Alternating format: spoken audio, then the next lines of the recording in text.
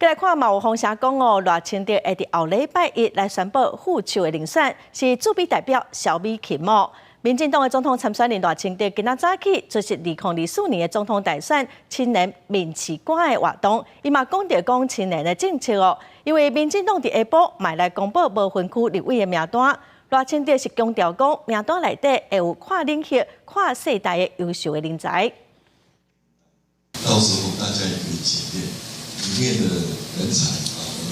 所推荐的不分区的人才，同样是跨党派、跨世代、跨领域的优秀人才。也就是说，我们希望用不分区的候选人，再加上区域的候选人，来争取国人的最大支持。现场有少年人问赖清德哦，是要安怎解决计薪的问题？赖清德表示讲，会当针对上市贵的公司，伫审查的时候提出工作条件等要求，国内产业嘛爱升级，有高附加价值的产业员工的薪水哦，自然就会增加。